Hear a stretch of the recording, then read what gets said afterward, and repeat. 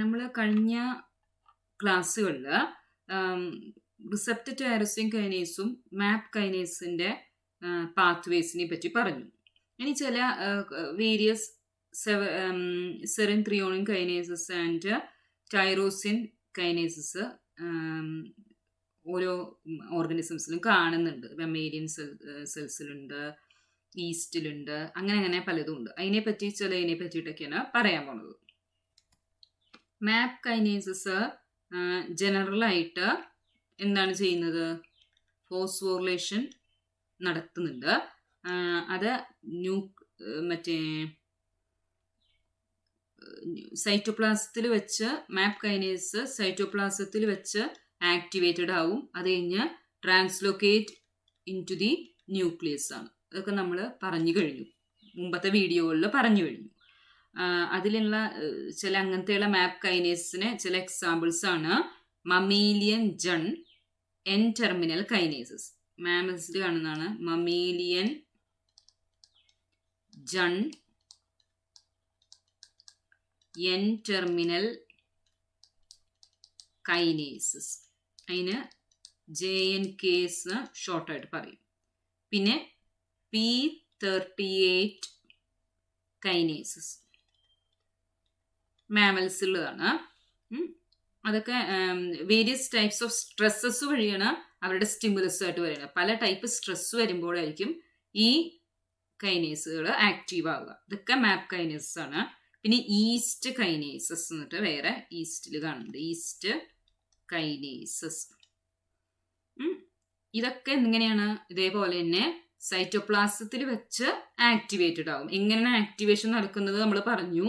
Phosphorylation of both tyrosine and threonine residues. അങ്ങനെയാണ് ഇവരുടെ activation നടക്കുന്നത്. എന്നിട്ട് then translocated into the nucleus. അപ്പൊ ഇവരൊക്കെ എന്ന് പറയുന്നത് ദീസ് ടൈപ്സ് ഒക്കെ സെറിൻ ത്രിയോണിൻ കൈനേസസിന് എക്സാമ്പിൾസ് ആണ്. സെറിൻ ത്രിയോണിൻ കൈനേസ് എന്താ പറഞ്ഞേ? ബോത്ത് ടൈറോസിൻ റെസിഡ്യൂസിലും ത്രിയോണിൻ റെസിഡ്യൂസിലും ഫോസ്ഫോറിലേഷൻ ചെയ്താൽ മാത്രമേ അത് ആക്ടിവേറ്റഡ് ആവുകയുള്ളൂ. മാമൽസിന്റെ കേസിൽ ഡിഫറെന്റ് മാപ്പ് കൈനേസസ് ആണ്. സ്പെസിഫിക് സെല്ലുലാർ റെസ്പോൺസ്, ഓരോ സ്പെസിഫിക് സെല്ലുലാർ റെസ്പോൺസിനെയും മീഡിയേറ്റ് ചെയ്യുന്നത് ഡിഫറെന്റ് മാപ്പ് കൈനേസസ് ആയിരിക്കും. ഇപ്പൊ മോർഫോജെനിസിസ് അതിന് മീഡിയേറ്റ് ചെയ്യാൻ ഒരു എൻസൈം, സെൽ ഡെത്ത് മീഡിയേറ്റ് ചെയ്യാൻ വേറൊരെണ്ണം, സ്ട്രെസ് റെസ്പോൺസസ് മീഡിയേറ്റ് ചെയ്യാനായിട്ട് വേറൊരു മാപ്പ് കൈനേസ്. അങ്ങനെ സ്പെസിഫിക് ആയിട്ട് ഉണ്ട്. ഇനി നമ്മൾ പറയാൻ പോകുന്നത് ഈസ്റ്റ് മാപ്പ് കൈനേസസിനെ പറ്റിയിട്ടാണ്. നമ്മൾ പറഞ്ഞില്ലേ ഈസ്റ്റ് മാപ്പ് കൈനേസസ് ഉണ്ടെന്ന്. അതിൽ ഒരുപാട് റിസർച്ച് സ്റ്റഡീസ് നടത്തിയിട്ടുണ്ട്.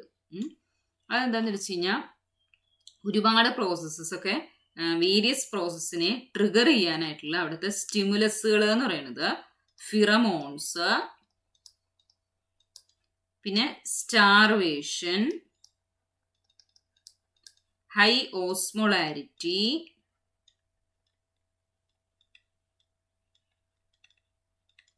Hypotonic shock and carbon nitrogen deprivation.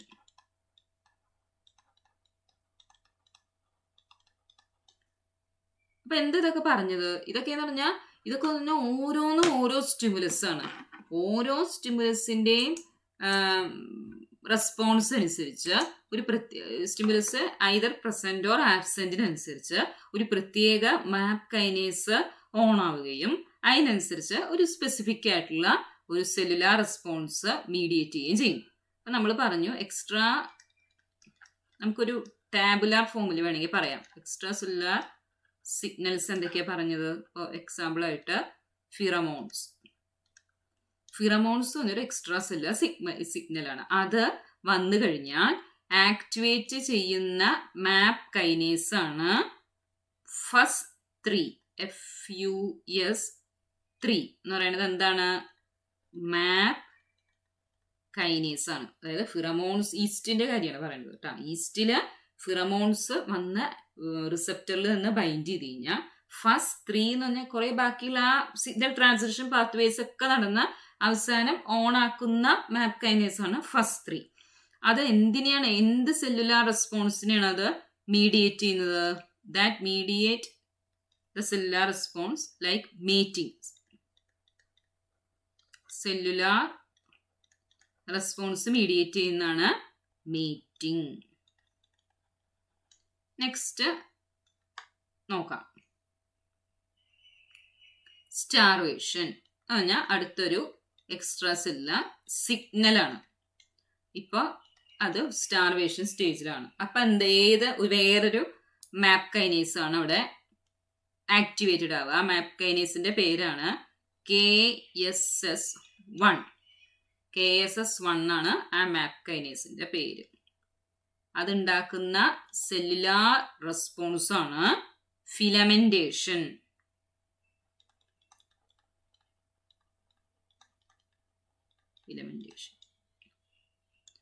Next high osmolarity.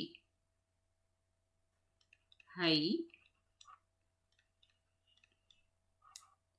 Osmolarity അതാക്കുമ്പോൾ വേറെ മാപ്പ് കൈനേസ്. അപ്പം അങ്ങനെ 2-3 എക്സാമ്പിൾസ് പഠിച്ചു വെക്കുക.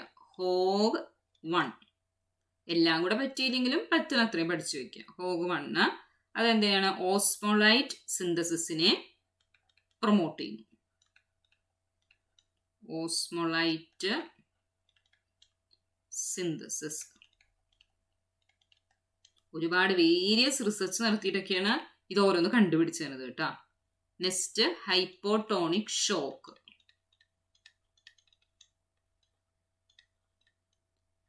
ഹൈപ്പോട്ടോണിക് ഷോക്ക് അത് ആക്കുന്ന മാപ്പ് കൈനേസ് ആണ് MPK1.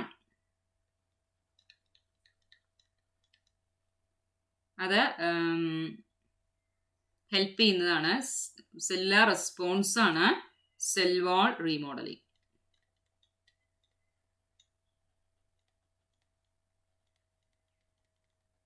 എന്താണ് ഇതൊക്കെ ഇങ്ങനെ ഓരോന്ന് പറഞ്ഞ ഇത് ഉദ്ദേശിച്ചത് എന്താണ്? ഇങ്ങനെ ഒരുപാട് സെല്ലുലാർ റെസ്പോൺസസിനെ മീഡിയേറ്റ് ചെയ്യുന്നത് സെവറൽ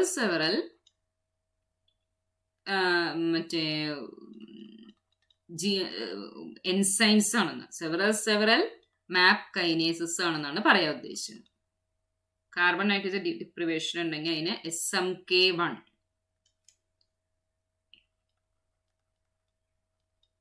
SMK1 അത് സ്പോറുലേഷനെ പ്രൊമോട്ട് ചെയ്യുന്നു. Promote sporulation. ഇതെല്ലാം കൂടെ ആവശ്യമുള്ളതെന്നോ ആവശ്യമില്ലാത്തതെന്നോ ഇല്ല. ഇതൊന്ന് 2-3 സെലക്ട് ചെയ്തിട്ട് പഠിക്കുക. ഇതെല്ലാം ആവശ്യമുള്ളത് തന്നെ, പക്ഷെ പറ്റുന്ന പോലെ പഠിക്കുക. അപ്പൊ ഇതിൽ നിന്ന് നമ്മൾ അവസാനം വരുന്ന കൺക്ലൂഷൻ എന്താണെന്ന് വെച്ചാൽ, each pathway is triggered by a single different MAP kinase which mediate specific cellular response. അതാണ് ഇതിൽ നിന്ന് നമ്മൾ കണ്ടുപിടിക്കേണ്ടത്, അല്ലെങ്കിൽ അതിൽ നിന്ന് വരുന്ന കൺക്ലൂഷൻ അതാണ്. ഇവിടെ ഒരു സ്റ്റേ 11 എന്നിട്ടൊരു ജീൻ ഉണ്ട്. STE പല ജീനുകളുണ്ട്. ഇവിടെ ഈ പ്രത്യേക പർട്ടിക്കുലർ ഈസ്റ്റിന്റെ ചില സിഗ്നലിംഗ് പാത്വേസിനെ മീഡിയേറ്റ് ചെയ്യുന്ന ഒരു ജീനാണ് സ്റ്റേ 11. അതാണ് mating, filamentous growth, osmoregulation, ഇങ്ങനത്തെയുള്ള കുറെ എണ്ണത്തിന് ഉള്ള മാപ്പ് കൈനേസിനെ ആക്ടിവേറ്റ് ചെയ്യണോ, മാപ്പ് കൈനേസ് പാത്വേ ആക്ടിവേറ്റ് ചെയ്യണോ വേണ്ടേ തീരുമാനിക്കുന്ന ആൾക്കാരാണ് സ്റ്റേ 11. അപ്പൊ അങ്ങനെ ഒരു സിഗ്നല് വന്നു കഴിഞ്ഞു കഴിഞ്ഞാൽ, ഫിറമോൺസ് എന്ന സിഗ്നല് ഓൺ ആയി കഴിഞ്ഞു കഴിഞ്ഞാൽ സ്റ്റേ 11 ജീനിനാണ് ആക്ടിവേറ്റ് ചെയ്യുന്നത്. അങ്ങനെയാണ് മാപ്പ് കൈനേസ് ഫസ്റ്റ് 3 എന്ന് പറഞ്ഞാൽ ഇത് ആക്ടിവേറ്റ് ആവുകയും അങ്ങനെയാണ് മേറ്റിംഗ് പ്രോസസ്സിനെ പ്രൊമോട്ട് ചെയ്യുകയും ചെയ്യുന്നത്. അപ്പൊ ഇവിടെ സ്റ്റേ 11 എന്ന് പറയുന്ന ഒരു സ്കാഫോൾഡ് പ്രോട്ടീൻ ആയിട്ടാണ് ആക്ട് ചെയ്യുന്നത് അല്ലേ. അത് വെറൈറ്റി ഓഫ് സിഗ്നലിംഗ് പ്രോസസ്സിനെ മീഡിയേറ്റ് ചെയ്യുന്നുണ്ട്. അതാണ് അതിൽ നിന്ന് ഉദ്ദേശിക്കുന്നത്. പിന്നെ GPCR എന്ന് പറഞ്ഞിട്ടുള്ള G protein coupled receptor signalling pathways ഉണ്ട്. അത് വേറെ വീഡിയോസിൽ പറഞ്ഞിട്ടുണ്ട്. അത് ഇതുപോലെ ഈസ്റ്റിന്റെ മേറ്റിംഗ് പാത്വേസിൽ GPCR സിഗ്നലിംഗ് പാത്വേസ് മാപ്പ് കൈനേസ് പാത്വേ ആയിട്ട് കപ്പിൾ ചെയ്തിട്ട് അത് മാപ്പ് കൈനേസിനെ ആക്ടിവേറ്റ് ചെയ്യിക്കുന്നുണ്ട്. അങ്ങനെ മേറ്റിംഗ് പാത്വേസിനെ പ്രൊമോട്ട് ചെയ്യുന്നുണ്ട്. നമ്മൾ RTK റിസപ്റ്റേഴ്സിന്റെ ജനറൽ സിഗ്നലിംഗ് പാത്വേ പറഞ്ഞു. ഇനി എങ്ങനെയാണ് RTKs ഒരു സിഗ്നലിംഗ് പാത്വേ പ്രൊമോട്ട് ചെയ്യുന്നത് എന്നൊക്കെയുള്ളത് നമ്മൾ പറഞ്ഞു കഴിഞ്ഞു. ഇനി എന്താന്ന് വെച്ച് കഴിഞ്ഞാൽ ഈ GPCRs അതായത് G protein coupled receptors IP3 DAG പാത്വേനെ ഇനീഷ്യേറ്റ് ചെയ്യുന്നതായിട്ട് നമ്മൾ മുമ്പത്തെ ക്ലാസ്സിൽ പറഞ്ഞു കഴിഞ്ഞു. ഇനി സെവറൽ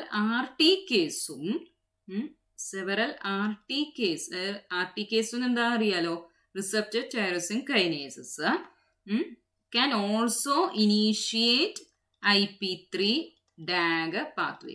ശരിക്കും ഇപ്പോൾ ഒരെണ്ണം മാത്രമല്ല, ജനറൽ ആയിട്ടുള്ള കാര്യമാണ് നമ്മൾ പറയുന്നത്. GPCRs IP3 DAG പാത്വേനെ ഇനീഷ്യേറ്റ് ചെയ്യുന്നു എന്ന് പറയുന്നത് ജനറൽ. പക്ഷേ RTKസും can also initiate IP3 DAG pathway. ഒരു പ്രത്യേക ഒരു സെല്ലുലാർ റെസ്പോൺസ് നടക്കണം എന്നുണ്ടെങ്കിൽ അത് പല രീതിയിൽ നടക്കാമെന്നാണ് ഇവിടെ ഉദ്ദേശിക്കുന്നത്. അതിന് വേണ്ടി ഇവിടെ ഹെൽപ്പ് ചെയ്യുന്ന ഒരു എൻസൈമാണ് ഫോസ്ഫോലിപ്പേസ് C. ഇതൊക്കെ എൻസൈം ആയിട്ട് ലിങ്ക് ചെയ്തിട്ടുള്ള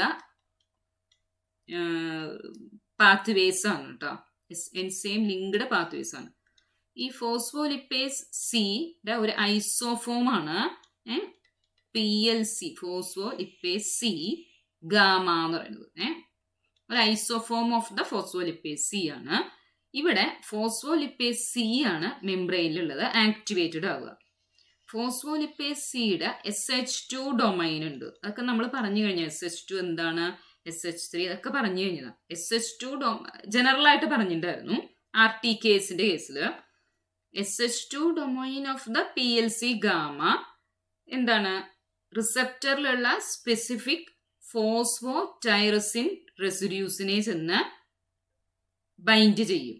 അങ്ങനെ ആക്ടിവേറ്റഡ് റിസപ്റ്റേഴ്സിന്റെ ഫോസ്ഫോ ടൈറസിൻ റെസിഡ്യൂവിൽ ചെന്ന് ബൈൻഡ് ചെയ്യുമ്പോൾ SH2 ഡൊമൈൻ ആക്ടിവേറ്റഡ് ആവും. എന്താണ്, PLC ഗാമയുടെ SH2 domain of PLC gamma can bind to the activated receptor of phosphotyrosine residue of activated receptor. എന്തെങ്കിലും ഒരു സ്റ്റിമുലസ് വന്നു, റിസപ്റ്റർ ആക്ടിവേറ്റഡ് ആയി, അതായത് RTK റിസപ്റ്റർ ആക്ടിവേറ്റഡ് ആയി. അപ്പൊ എന്താണ് ഇവിടെ, SH2 domain of the PLC gamma can bind with this activated receptor. Activated റിസപ്റ്ററിലെ സ്പെസിഫിക് സൈറ്റിലാണ് ചെന്ന് ബൈൻഡ് ചെയ്യുന്നത്. അപ്പോൾ PLC ഗാമയ്ക്ക് ഫോസ്ഫോലിപ്പേസ് എന്നുള്ളതല്ലേ, ഇതിന് രണ്ട് ആക്ടിവിറ്റിയാണ് ഉള്ളത്. സാധാരണ കൈനേസ് ആക്ടിവിറ്റി ഉണ്ട്. In addition to kinase activity എന്താണ് ചെയ്യുന്നത്, ഫോസ്ഫോറിലേറ്റ് ചെയ്യും. കൈനേസ് ആക്ടിവിറ്റി കൂടാതെ ഇതിന് അഡീഷൻ ടു കൈനേസ് ആക്ടിവിറ്റി അതിനെന്താണ്, ഹൈഡ്രോളേസ് ആക്ടിവിറ്റിയും കൂടെ ഉണ്ട്. ഹൈഡ്രോളേസ് ആക്ടിവിറ്റി വെച്ചിട്ട് എന്താണ്, localising the enzyme to the membrane. ഈ എൻസൈമിനെ മെംബ്രെയിനിലോട്ട് ലോക്കലൈസ് ചെയ്യുന്നു. അപ്പൊ രണ്ട് കാര്യങ്ങളാണ് ചെയ്യുന്നത്. ഈ എൻസൈമിന് ഇതിൽ വന്ന് ഈ PLC ഗാമ വന്ന് ഫോസ്ഫോടൈറോസിൻ റെസിഡ്യൂ ആയിട്ട് വന്ന് ബൈൻഡ് ചെയ്യുമ്പോൾ ഫോസ്ഫോടൈറോസിൻ റെസിഡ്യൂവിൽ ചെന്ന് ബൈൻഡ് ചെയ്യുമ്പോൾ അതിൻ്റെ രണ്ട് ആക്ടിവിറ്റി അതിന് ഓൺ ആവും. 2 ആക്ടിവിറ്റീസ് ഓൺ ആവും. Kinase activity, hydrolyse activity. Kinase activity വെച്ചിട്ട് അതെന്ത് ചെയ്യും, ഫോസ്ഫോറിലേറ്റ് ചെയ്യും. ഹൈഡ്രോളൈസ് ആക്ടിവിറ്റി വെച്ച് എന്ത് ചെയ്യും, ക്ലീവ് ചെയ്യും. എന്തിനാണ് ക്ലീവ് ചെയ്യുന്നത്, ക്ലീവ്സ് ദ ഫോസ്ഫാറ്റിഡൈൽ ഇനോസിറ്റോൾ. ഫോസ്ഫാറ്റ് ക്ലീവ്സ് മെംബ്രെയിനിൽ കാണുന്ന ഫോസ്ഫാറ്റിഡൈൽ മെംബ്രെയിനിലുള്ള ഒരു കമ്പോണന്റ് ആണ്. അതൊക്കെ നമുക്ക് മുമ്പേ മെംബ്രെയിൻ പഠിക്കുമ്പോൾ അറിയുന്ന കാര്യമാണ്. ഫോസ്ഫാറ്റിഡൈൽ ഇനോസിറ്റോൾ, അതിന് നമുക്ക് ഷോർട്ട് ഫോർമലായിട്ട് PIP2 എന്ന് പറയാം. ക്ലീവ് ചെയ്തിട്ട് 2 സെക്കൻഡ് മെസ്സഞ്ചേഴ്സിനെ ഉണ്ടാക്കുന്നുണ്ട്. എന്തൊക്കെയാണ്? 1,2 diacylglycerol and inositol triphosphate. Inositol 1,4,5 triphosphate. അപ്പൊ എന്തൊക്കെയാണ്? DAG ആൻഡ് IP3 ഉണ്ടാക്കുന്ന കാര്യം തന്നെയല്ലേ നമ്മൾ പറഞ്ഞത്. അപ്പൊ in addition to the GPCR pathway, RTK pathways also can generate DAG and IP3. എങ്ങനെയാണെന്നാണ് പറഞ്ഞത്. അതായത് എന്തെങ്കിലും ഒരു സ്റ്റിമുലസ് കിട്ടിക്കഴിഞ്ഞാൽ ഫോസ്ഫോലിപ്പേസ് ഗാമ ആക്ടിവേറ്റഡ് ആയിക്കഴിഞ്ഞാൽ that can bind with phosphotyrosine residue. Activated phosphotyrosine റെസിഡ്യൂവിൽ ചെന്ന് ബൈൻഡ് ചെയ്യും. അതായത് ആക്ടിവേറ്റഡ് RTKയിലുള്ള ഫോസ്ഫോടൈറോസിൻ റെസിഡ്യൂവിൽ ചെന്ന് ബൈൻഡ് ചെയ്ത് കഴിഞ്ഞാൽ ഈ ഫോസ്ഫോലിപ്പേസ് സി ഗാമ ആക്ടിവേറ്റഡ് ആവും. ആക്ടിവേറ്റഡ് ആയി കഴിഞ്ഞാൽ അതിന് 2 ഫങ്ഷൻസ് അതിന് ഓൺ ആവും. ഒന്നാമത്തെ ഫംഗ്ഷൻ എന്ന് പറയുന്നത് kinase activity, that helps to phosphorylate the particular സബ്സ്ട്രേറ്റിനെ ഫോസ്ഫോറിലേറ്റ് ചെയ്യാൻ പറ്റും. രണ്ടാമത്തെ ആക്ടിവിറ്റി ക്ലീവ്, അതായത് ഹൈഡ്രോലേസ് ആക്ടിവിറ്റിയാണ്. അത് വെച്ച് അതിന് ക്ലീവ് ചെയ്യാൻ പറ്റും. അപ്പൊ ഫോസ്ഫാറ്റിഡൈൽ ഇനോസിറ്റോൾ എന്ന് പറഞ്ഞിട്ടുള്ള മെംബ്രെയിനിൽ കാണുന്ന സബ്സ്ട്രേറ്റിനെ അത് ക്ലീവ് ചെയ്തിട്ട് 1,2 ഡൈഅസൈൽ ഗ്ലിസറോളും ഇനോസിറ്റോൾ 1,4,5 ട്രൈഫോസ്ഫേറ്റും ആക്കി മാറ്റുന്നു. നെക്സ്റ്റ് വരുന്നതാണ് PI3 കൈനേസ് പാത്വേ. അതും RTK മീഡിയേറ്റഡ് ആണ്. ഇതുപോലെ ഇതിനും ഒരു SH2 ഡൊമൈൻ ഉണ്ട്. SH2 ഡൊമൈൻ ഓഫ് PI3 കൈനേസിന് എന്തില് ബൈൻഡ് ചെയ്യാൻ പറ്റും? ആക്ടിവേറ്റഡ് റിസപ്റ്റേഴ്സിന്റെ ഫോസ്ഫോടൈറോസിൻ റെസിഡ്യൂവിൽ നിന്ന് ബൈൻഡ് ചെയ്യാൻ. Can bind with phosphotyrosine residue of activated RTKs. അത് എന്നിട്ട് ഇവിടെയുള്ള സബ്സ്ട്രേറ്റ് എന്ന് പറയുന്നത് ഫോസ്ഫോ ഇനോസിറ്റൈഡ് സബ്സ്ട്രേറ്റ്സ് ആണ്. അതായത് PI4 phospho inositol phosphate or phospho inositol 4,5 bisphosphate. ഇങ്ങനെ പറഞ്ഞാൽ മതി. ഫോസ്ഫോ ഇനോസിറ്റൈഡ് സബ്സ്ട്രേറ്റ് എന്ന് പറഞ്ഞാൽ മതി ജനറൽ ആയിട്ട്. ഇനോസിറ്റൈഡ് phosphates. In phosphoinositol bisphosphate, phosphoinositol bisphosphates or phosphoinositol trisphosphate. Phosphoinositol phosphates convert ചെയ്തിട്ട് ഈ 2 സബ്സ്ട്രേറ്റ്സ്. ഇനി മോസ്റ്റ് ഓഫ് ദ സബ്സ്ട്രേറ്റ്സ് എന്ന് പറയുന്നതും ഇതുപോലെ സിഗ്നലിംഗ് പാത്വേസിൽ വരുന്നതാണ്, അല്ലെങ്കിൽ സെക്കൻഡ് മെസ്സഞ്ചേഴ്സ് ആയിട്ട് വരുന്നതാണ്. ഇവര് എന്താണ്? These in turn influence various signalling പാത്വേസിനെ ഇൻഫ്ലുവൻസ് ചെയ്യുന്നതാണ്. ഈ PI3 ഫോസ്ഫേറ്റ്സ് ആണ് ഇങ്ങനെ ചെയ്യുന്നു എന്ന് പറഞ്ഞു. ഈ PI3 കൈനേസ് ഫോസ്ഫേറ്റ്സ് കൂടാതെ ഇതിനെ 2 മെംബ്രെയിനിലുള്ള ഫോസ്ഫാറ്റിഡൈൽ സബ്സ്ട്രേറ്റ്സിനെ ആണത് ക്ലീവ് ചെയ്തിട്ട് ഇങ്ങനെ 2 പ്രോഡക്ട്സ് ആക്കി മാറ്റുന്നത്. അപ്പോൾ ഈ ഫോസ്ഫേറ്റ്സ്, ഈ PI3 ഫോസ്ഫേറ്റ്സ് ഇപ്പം ഉണ്ടായില്ലേ, അവരെന്താ ചെയ്യുക വെച്ചാൽ അവരുടെ ഫേറ്റ് എന്താ വെച്ചാൽ സെവറൽ അതർ സിഗ്നൽ ട്രാൻസ്ഡക്ഷൻ പാത്വേസിനെ അവർ ഓൺ ഓർ ഓഫ് ചെയ്യും. അപ്പം ഇവർ ചെയ്യുന്ന ഒരു കാര്യം എന്താണെന്ന് വെച്ചാൽ PI3 ഫോസ്ഫേറ്റ്സ് ചെന്ന് PKBനെ ആക്ടിവേറ്റ് ചെയ്യും.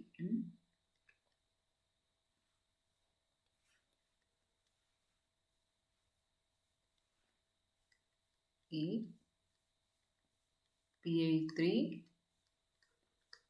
ഫോസ്ഫേറ്റ്സ് ചെന്ന് can phosphorylates protein kinase B.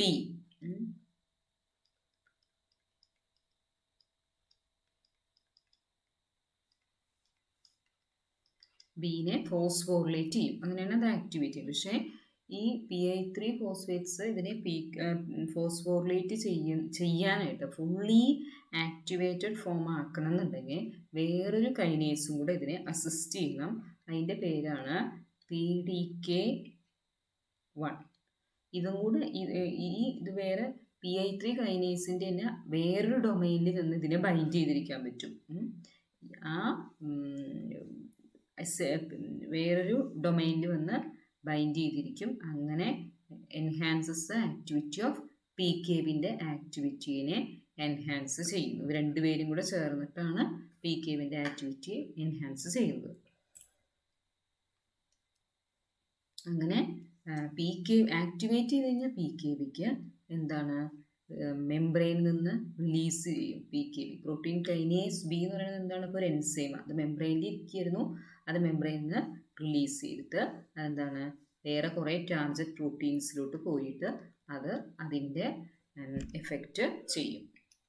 ഇനി നമ്മൾ ഡിസ്കസ് ചെയ്യാൻ പോകുന്നത് ഡ്രോസോഫില ഡ്രോസോഫിലയുടെ ഐസില് അതിൽ RTKs ആണ്, റിസപ്റ്റർ ടൈറോസിൻ കൈനേസസ് ആണ് ഫങ്ഷൻ ചെയ്യുന്നത്. അതെങ്ങനെയാണ് ഡ്രോസോഫില ഐസിൽ RTKയുടെ ഫങ്ഷൻ എന്നാണ് നമ്മൾ നോക്കാൻ പോകുന്നത് കേട്ടോ.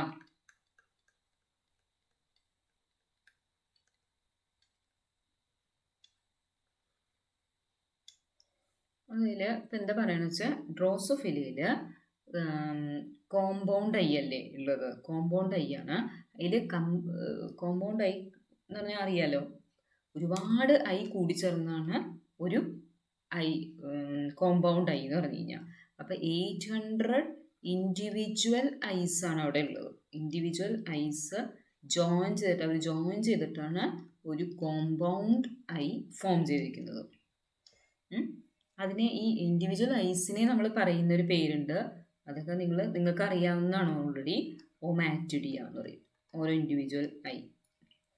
ഇനി ഓരോ ഒമാറ്റിഡിയും എന്തൊക്കെയാണ്?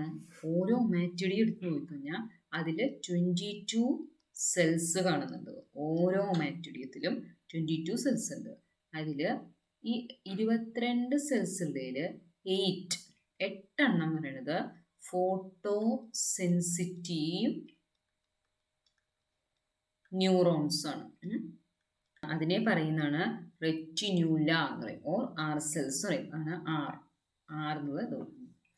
ഇത് വരുന്നത് അപ്പം ഇതിനെ ഡെസിഗ്നേറ്റ് ചെയ്യുന്ന R1 to R8 ആണ്. R1 to R8. ഇനി ഇവിടെ ഒരു RT ഇപ്പം നമ്മൾ പറഞ്ഞല്ലോ, റിസപ്റ്റർ ടൈറോസിൻ കൈനേസ് ആണ് ഇതിൽ ഫങ്ഷണൽ ഐ ഉണ്ടാക്കാൻ ഹെൽപ്പ് ചെയ്യുന്നത്. എങ്ങനെയാണെന്ന് നോക്കാം. ഇവിടെ ഒരു RTK ഉണ്ട്, റിസപ്റ്റർ ടൈറോസിൻ കൈനേസ് ഉണ്ട്. അതിനെ പറയുന്നതാണ് 7les എന്നാണ് പറയാം. 7les എന്ന് പറഞ്ഞിട്ടൊരു റിസപ്റ്റർ ടൈറോസിൻ കൈനേസ് ഉണ്ട്. അതിൻ്റെ നമുക്ക് ഷോർട്ട് ഡെസിഗ്നേറ്റ് ചെയ്യുന്ന SEV എന്നാക്കാം. അതെന്തിനാണ് ഹെൽപ്പ് ചെയ്യുന്നത് വെച്ചാൽ റെഗുലേറ്റ് ദ ഡെവലപ്മെൻറ്റ് ഓഫ് R7ൻ്റെ ഡെവലപ്മെൻറ്റിനെ റെഗുലേറ്റ് ചെയ്യാണ് ആര് ചെയ്യുന്നത്? 7les എന്ന് പറഞ്ഞാൽ RTK ചെയ്യുന്നത്. 7les എന്ന് പറഞ്ഞാൽ ഒരു റിസപ്റ്റർ ടൈറോസിൻ കൈനേസ് ആണ്. അത് R7ൻ്റെ ഡെവലപ്മെൻറ്റിനെ ഇൻഫ്ലുവൻസ് ചെയ്യുന്നു അല്ലെങ്കിൽ റെഗുലേറ്റ് ചെയ്യുന്നു. വേറെ ഫങ്ഷൻസ് ഒന്നും അതിന് ഡെസിഗ്നേറ്റ് ചെയ്തിട്ടില്ല. അപ്പോൾ നമുക്ക് അപ്പം അങ്ങനെ ഇത് R7 റെഗുലേറ്റ് ചെയ്യുന്നു എന്നുള്ളത് പറയണമെന്നുണ്ടെങ്കിൽ ഇങ്ങനെ റിസർച്ച് സ്റ്റഡീസിലൊക്കെ എന്താ ചെയ്യുക വെച്ചാൽ മ്യൂട്ടൻ 7les ഫോംസ് എടുക്കും. അതായത് 7les ജീൻസ് എന്തെങ്കിലും രീതിയിൽ ഫങ്ഷൻ ചെയ്യാത്ത ഫോംസിനെ എടുക്കും. അപ്പോൾ അവർക്ക് നോക്കിയപ്പോൾ R7 അപ്പോൾ 7les എന്ന് പറയുന്നത് R7ൻ്റെ ഡെവലപ്മെൻറ്റിനെ റെഗുലേറ്റ് ചെയ്യുന്നതാണ്. അപ്പം മ്യൂട്ടൻ ഫോംസ് ഓഫ് ദ സെവൻലെസ് ആണെന്ന് വെച്ചാൽ അങ്ങനെയുള്ളവരുടെ കേസിൽ ഒമാറ്റിഡിയത്തിൽ R7 ഉണ്ടാവണില്ല. അത് കണ്ടു. R7 not form. ഒമാറ്റിഡിയത്തിൽ R7 development നടക്കുന്നില്ല. അപ്പം എന്താണ് ഇവിടെ നടത്തുന്നത്? സെവൻലെസ്സിന് R7ൻ്റെ ഡെവലപ്മെൻറ്റിനെ ഇൻഫ്ലുവൻസ് ചെയ്യാൻ പറ്റുന്നുണ്ട്. ഇനി R7ൽ ഉള്ള ഫോട്ടോ റിസപ്റ്റേഴ്സ് ഇൻ R7ൽ എന്തിനാണ് അവർ ഹെൽപ്പ് ചെയ്യുന്നത് വെച്ചാൽ UV ലൈറ്റിനെ കാണുന്നതിനാണ് R7 ഹെൽപ്പ് ചെയ്യുന്നത്. R7 helps in to see the UV light. UV light കാണുന്നതിനാണ് R7ൻ്റെ ഫങ്ഷൻ എന്ന് പറയുന്നത്. ഈ ഡെവലപ്മെൻറ്റ് സമയത്ത് അല്ലെങ്കിൽ ഒമാറ്റിഡിയം ഡെവലപ്പ് ചെയ്യുന്ന സമയത്ത് ഒരു പ്രോട്ടീൻ ഉണ്ട്. അതിൻ്റെ പേരാണ് ബോസ്. ഈ പേരുകളൊക്കെ പഠിക്കാൻ നല്ല, നമ്മൾക്ക് കണക്ട് ചെയ്ത് പഠിക്കാൻ പറ്റും. നമ്മളിപ്പോൾ ആദ്യത്തെ പേര് പറഞ്ഞത് സെവൻലെസ് ആണ്. രണ്ടാമത്തെ പ്രോട്ടീൻ്റെ പേരാണ് ബോസ് എന്ന് പറഞ്ഞ പ്രോട്ടീൻ. എന്താ ചെയ്യുന്നത് വെച്ചാൽ അതിൻ്റെ ഫുൾ ഫോം പറയാം. Bride of sevenless. Bride of sevenless അത് എന്താണ് R8ൻ്റെ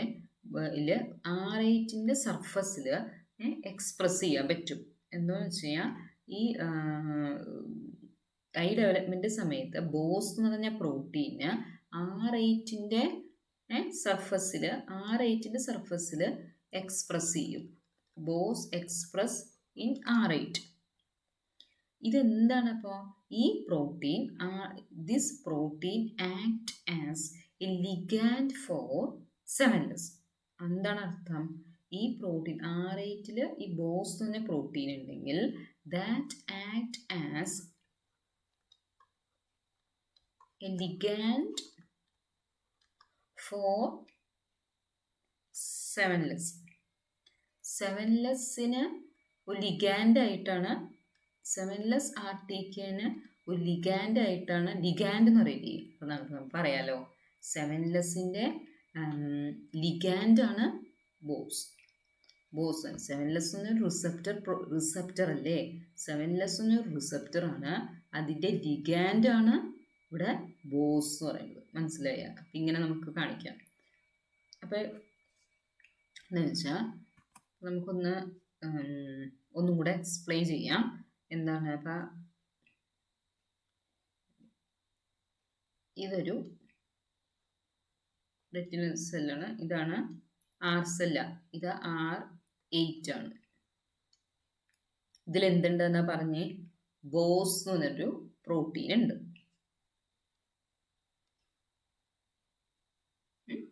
ബോസ് എന്ന് പറഞ്ഞ പ്രോട്ടീൻ ഉണ്ട്. നെക്സ്റ്റ് ബോസ് എന്ന് പറഞ്ഞ പ്രോട്ടീന് റിസപ്റ്റർ ഉണ്ട്. റിസപ്റ്റർ എവിടെയുള്ളത്? R7 സെല്ലിൽ അതിന് റിസപ്റ്റർ ഉണ്ട്.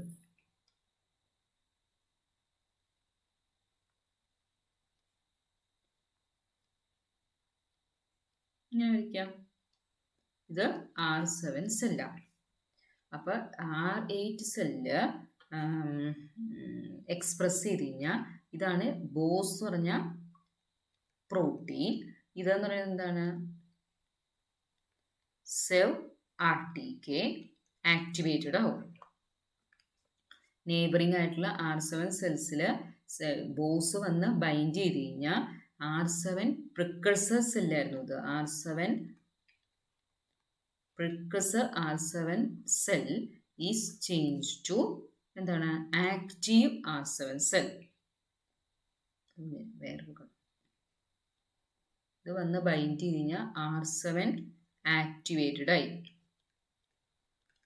ആക്റ്റീവ് R7 സെല്ലായി. അതെന്താ ചെയ്യുക? ആക്ടിവേഷൻ നടന്നു കഴിഞ്ഞ് കഴിഞ്ഞാൽ 2-3 പ്രോട്ടീൻസ് ഇതിന് കൂടെ വന്ന് ജോയിൻ ചെയ്യും. നമ്മൾ മറ്റ് RTKയിൽ പറഞ്ഞ പോലെ തന്നെ several adapter proteins, SOS proteins അങ്ങനെ വന്നിട്ട് ഇവിടെ 3 പ്രോട്ടീൻസാണ് ഇതിൻ്റെ കൂടെ വന്ന് ജോയിൻ ചെയ്യുന്നത്.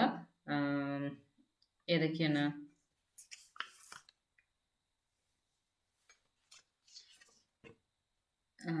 മറ്റേ 3 പ്രോട്ടീൻസ് ഉണ്ട്. ഒന്ന് SH2 കണ്ടെയ്നിങ്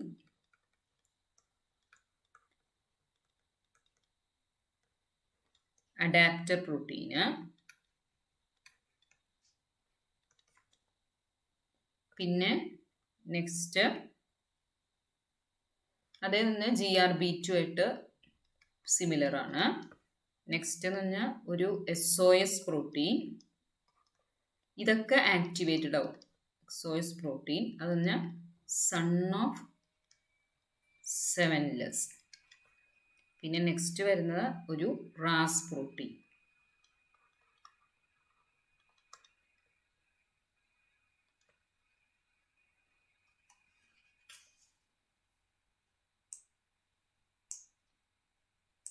ഇത്രയും ഒരു ഇതിൽ തന്നെ ഇപ്പം GRB2 SOSഉം ഈ RTKയും കൂടെ ചേർന്ന് കഴിഞ്ഞിട്ട് ഒരു കോംപ്ലക്സ് ആയിട്ട് പ്ലാസ്മ മെംബ്രെയിൻ്റെ സൈറ്റോസോളിക് ഫേസിൽ വന്ന് ആക്ടിവേറ്റഡ് ആവും. അവരെന്നിട്ട് അങ്ങനെ SOS ആക്ടിവേറ്റഡ് ആയിക്കഴിഞ്ഞാൽ അങ്ങനെയുള്ള SOSൻ്റെ എന്താണ് റീലോക്കലൈസേഷൻ നടക്കും. നമ്മൾ അപ്പം പറഞ്ഞിട്ടുണ്ടായിരുന്നു RTKയിൽ അങ്ങനെയാണെന്ന്. SOSൻ്റെ റീലോക്കലൈസേഷൻ നടന്നിട്ട് അത് സബ്സ്ട്രേറ്റിൻ്റെ അടുത്തോട്ട് അതിനെ കൊണ്ടുപോകും. സബ്സ്ട്രേറ്റിൻ്റെ അടുത്തോട്ട് കൊണ്ടുപോയിട്ട് എന്തായിരിക്കും അതിൻ്റെ സബ്സ്ട്രേറ്റ് തന്നെ റാസ് GDP ആണ്. റാസ് GDPനെ എന്തായിരിക്കും SOSൻ്റെ ഫങ്ഷൻ ഹെൽപ്പോട് കൂടിയിട്ട് Ras GDP is converted to Ras GTP ആയിട്ട് മാറും. അങ്ങനെ റാസ് ആക്ടിവേറ്റഡ് ആവും. അങ്ങനെയല്ലേ നമ്മൾ പറഞ്ഞിട്ടുണ്ടായിരുന്നത്, റാസ് GTPനെ ആക്ടിവേറ്റഡ് ആവും. അങ്ങനെ എന്താണ് ഡൗൺ സ്ട്രീം ആയിട്ടുള്ള എഫക്ട്സ് ഉണ്ടാവും. അപ്പോൾ ഒന്നുകൂടെ പറയാം, ഇവിടെ ഒമാറ്റിഡിയം എന്ന് പറയുന്നത് ഇതിൻ്റെ റെറ്റിനയിൽ 800 ഇൻഡിവിജ്വൽ സെൽസ് ഉണ്ട്. അതിൽ തന്നെ 22 സെൽസാണ് ഫോട്ടോ സെൻസിറ്റീവ് വിഷന് വേണ്ടി ഹെൽപ്പ് ചെയ്യുന്നത്. അതിൽ 8 എന്ന് പറഞ്ഞാൽ photo sensitive സെൽസാണ്, R1 to R8. അതിൽ R8 ഒരു പ്രോട്ടീൻ സിന്തസൈസ് ചെയ്യുന്നുണ്ട്. അതിനെ പറയുന്നതാണ് ബ്രൈഡ് ഓഫ് സെവൻലെസ്. ആ R8ൻ്റെ പ്രോട്ടീന് റിസപ്റ്റർ കാണുന്ന R7ലാണ്. ആ റിസപ്റ്റർ എന്ന് പറയുന്നത് റിസപ്റ്റർ ടൈറോസിൻ കൈനേസ് ആണ്. അപ്പോൾ എപ്പോഴാണോ R8 പ്രോട്ടീൻ സിന്തസൈസ് ചെയ്യുന്നത് RTK ആക്ടിവേറ്റഡ് ആവും. ആക്റ്റീവായിട്ടുള്ള RTKൻ്റെ കൂടെ അസിസ്റ്റ് ചെയ്യുന്ന ആൾക്കാരാണ് അഡാപ്റ്റർ പ്രോട്ടീൻസും SOS പ്രോട്ടീൻസൊക്കെ. ഇവരെന്താ ചെയ്യുക വെച്ചാൽ റാസ് GDPനെ റാസ് GTP ആയിട്ട് കൺവേർട്ട് ചെയ്യുന്നു. റാസ് GTP കൺവേർട്ട് ചെയ്ത് കഴിഞ്ഞാൽ അത് ആക്ടിവേറ്റഡ് ആവുകയും അതിൻ്റെ എഫക്റ്റ് കാണിക്കുകയും ചെയ്യുന്നു. ഇത്രയാണ് ഡ്രോസോഫിലയുടെ ഐ ഡെവലപ്മെൻറ്റ്. ഇനി ഇൻസുലിൻ റിസപ്റ്റർ എന്ന് പറയുന്നതും ഒരു ഡൈമറിക് റിസപ്റ്റർ തന്നെയാണ്. അതൊരു വേറൊരു RTKയുടെ എക്സാമ്പിളാണ്. ഇൻസുലിൻ റിസപ്റ്റർ എന്ന് പറയുന്നത് അതിനും റാസ് മാപ്പ് കൈനേസ് പാത്വേസിനെയൊക്കെ ഇനീഷ്യേറ്റ് ചെയ്യാൻ പറ്റും. അത് നെക്സ്റ്റ് ക്ലാസ്സിൽ പറയാം.